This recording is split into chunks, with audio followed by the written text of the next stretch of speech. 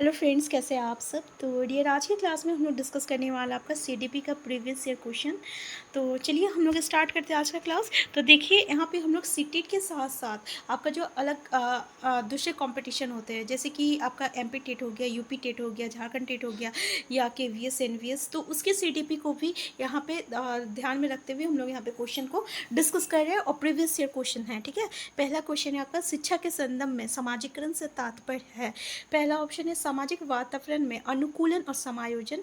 दूसरा है सामाजिक मानदंडों का सदैव अनुपालन करना। तीसरा है अपने सामाजिक मानदंड बनाना। या चौथा है समाज में बड़ों का सम्मान। ये तो है नहीं, समाजीकरण का तात्पर्य क्या होता है। इसका मतलब ये हुआ कि सामाजिक वातावरण में अनुकूलन और समायोजन, मतलब अगर हम लोग बोले कि ये एक ऐसी प्रक्रिया है कि हमें जो है समाज के अनुसार जो है चलना है और उसी के अनुसार जो है अपना व्यवहार को करना है, ठीक है। यानी सामाजिक वातावरण में अनुकूलन और समायोजन, इसी को हम लोग समाजीकरण कहते हैं। तो आंसर ए जो रहेगा ये इसका करेक्ट आंसर हो जाएगा। नेक्स्ट क्वेश्चन है आपका, निम्न में से एक प्राथमिक स्तर के शिक्षक के लिए सबसे महत्वपूर्ण गुण कौन सा है। शिक्षण विधियों में सक्षमता और विषय का ज्ञान। दूसरा है उच्च मानक भाषा में पढ़ाने की क्षमता। तीसरा है पढ़ाने की उत्सुकता। चौथा है धैर्य और लगन। अगर हम देखें तो सबसे इम्पॉर्टेंट क्या है, अगर हम लोग प्राथमिक स्तर के शिक्षक की बात करें तो क्षमता और विषय का ज्ञान, या मानक भाषा में पढ़ाने की क्षमता, या पढ़ाने की उत्सुकता। अगर एक प्राथमिक स्तर का जो टीचर होता है, अगर उसमें धैर्य और लगन नहीं है तो इन तीनों का कोई काम नहीं है। क्योंकि जो छोटे बच्चे होते हैं, ठीक है, तो उन्हें ये नहीं कि आप बहुत हाई एडवांस लेवल का पढ़ाना है, क्योंकि उन्हें मतलब कि टॉलरेट करना, उसके लिए धैर्य और लगन की सबसे ज़्यादा ज़रूरत होता है। तो आंसर थर्ड जो रहेगा ना, ये हमारा सबसे करेक्ट आंसर हो जाएगा। नेक्स्ट क्वेश्चन है, नर्सरी कक्षा में शुरुआत करने के लिए कौन सी विषय वस्तु सबसे अच्छी है। मेरा प्रिय मित्र, मेरा पड़ोस, मेरा परिवार, मेरा विद्यालय। तो देखिए क्या होना चाहिए, हम मेरा परिवार होना चाहिए। आंसर सी जो रहेगा ये इसका करेक्ट आंसर हो जाएगा। नेक्स्ट क्वेश्चन है आपका कि पियाजे के अनुसार सामाजिक संज्ञानात्मक विकास, देखिए यहाँ पे ठीक से दिख नहीं रहा, किस चरण पर बच्चा वस्तु अस्तित्व को प्रदर्शित करता है। देखिए सीटेट में भी पूछा जाता है ना।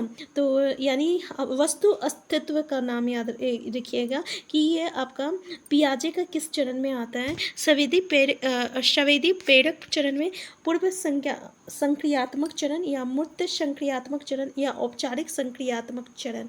हमारा आंसर क्या हो जाएगा, पहला जो है यही इसका करेक्ट आंसर हो जाएगा, ठीक है। तो इसमें जो है आपका वस्तु क्या है, वस्तु अस्तित्व मतलब क्या हुआ, वस्तु अस्तित्व मतलब क्या हुआ, जैसे कि अगर बच्चे जो है ना, अगर हम लोग उसके सामने ऐसे करेंगे ना और किसी के पीछे छुप जाएंगे, तो बच्चे जो है उसको लगेगा कि वो उसके पीछे छुप गया है ना। तो इसको हम लोग क्या कहते हैं, वस्तु अस्तित्व कहते हैं। तो आंसर फर्स्ट जो है इसका करेक्ट आंसर हो जाएगा।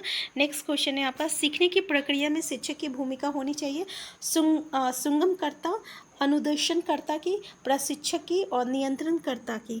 तो देखिए इसमें क्या चीज़ होना चाहिए, आपका सुगमकर्ता की होनी चाहिए, सुगमकर्ता की होनी चाहिए, ठीक है। तो भूमिका क्या है, सुगमकर्ता की होनी चाहिए। नेक्स्ट क्वेश्चन है आपका कि निम्नलिखित में से कौन सा सूक्ष्म गतिक कौशल का उदाहरण है। चढ़ना, फुदकना, दौड़ना, लिखना, मतलब जिसमें सबसे कम जो है आपकी एनर्जी वेस्ट हो रहा हम लोग कह सकते हैं। तो आपका आंसर क्या हो जाएगा, आंसर डी हो जाएगा, लिखना हो जाएगा। नेक्स्ट क्वेश्चन है, एक शिक्षिका अपने आप कभी भी प्रश्नों के उत्तर नहीं देती, वो अपने विद्यार्थियों को उत्तर देने के लिए समूह चर्चा और सहयोगात्मक अधिगम अपनाने के लिए प्रोत्साहित करती है। ये उपागम देश के सिद्धांत पर आधारित है। सीखने की तात्पर्यता, सक्रिय भागीदारी, अनुदेशनात्मक सामग्री की उचित संगठन, अच्छा उदाहरण प्रस्तुत करना, और भूमिका प्रतिरूप बनाना। मतलब कोई टीचर जो है वो खुद आंसर नहीं देती है, लेकिन वो स्टूडेंट को जो है ना, मतलब कि साथ में डिस्कशन करवाती है, और उन लोगों को जो है साथ में जो है एक दूसरे को प्रोत्साहित करती है कि आप एक दूसरे को कोऑपरेट करके उसका आंसर ढूंढने की कोशिश करो। तो इसको हम लोग क्या कहेंगे, सक्रिय भागीदारी कहेंगे। आंसर बी हो जाएगा। नेक्स्ट क्वेश्चन है, एक बालक की मानसिक आयु 12 वर्ष है और शारीरिक आयु 10 वर्ष है, तो इसका बुद्धि लब्धांक होगा, मतलब जिसको हम लोग IQ कहते हैं, क्या हो जाएगा, इसको हम लोग मानसिक आयु से शारीरिक आयु को डिवाइड कर देते हैं और 100 से जो है मल्टीप्लाई कर देते हैं। तो मानसिक आयु यहाँ पे 12 है, और ये जो है आपका शारीरिक आयु 10 है तो 100 हो गया, मतलब क्या बोल रहा है कि किसी बच्चा का जो है ना 10 साल का है, 10 साल का है, लेकिन वो जो है ना उसका जो बिहेवियर है वो 12 साल का है, तो उसी को मानसिक आयु कहते हैं। ठीक है, तो जो मानसिक आयु रहेगा उसको शारीरिक आयु से डिवाइड कर देंगे और 100 से मल्टीप्लाई कर देंगे, तो 120 आ गया हमारा करेक्ट आंसर। तो इसका IQ क्या है, 120 है, यानी बुद्धि लब्धांक क्या हो जाएगा, 120 हो जाएगा। नेक्स्ट क्वेश्चन है आपका, समकेतिक शिक्षा इंगित करती है सभी बच्चों के लिए एक समान शिक्षण विधि। सामान्य बच्चों व भिन्न रूप से योग्य बच्चों के लिए एक ही स्कूल। दूसरा, सामान्य बच्चों एवं भिन्न रूप से योग्य बच्चे के लिए पृथक स्कूल। चौथा है, सामान्य बच्चों एवं भिन्न रूप से योग्य बच्चों के लिए एक समान सुविधा। तो हमारा देखिए यहाँ पे करेक्ट आंसर क्या हो जाएगा, इसका करेक्ट आंसर क्या हो जाएगा आपका कि समकेतिक शिक्षा क्या बोल रहा है, सामान्य बच्चे वो भिन्न रूप से योग्य बच्चे के लिए एक ही स्कूल। समकेतिक मतलब हम लोग इसको क्या कह सकते हैं इंग्लिश में, इंक्लूसिव एजुकेशन कहते हैं, समावेशी शिक्षा कह सकते हैं। ठीक है, यानी एक ही स्कूल पे हर एक तरीके सामान्य बच्चों वो भिन्न रूप से योग्य बच्चे के लिए एक ही स्कूल जो है होना चाहिए, इसको हम लोग समकेतिक शिक्षा कहते हैं। नेक्स्ट है, शिक्षक विद्यार्थियों में सामाजिक मूल्यों को विकसित कर सकता है। पहला, अनुशासन की अनुभूति को विकसित कर। दूसरा, आदर्श रूप से बर्ताव कर। तीसरा, महान व्यक्तियों के बारे में बोलकर। चौथा,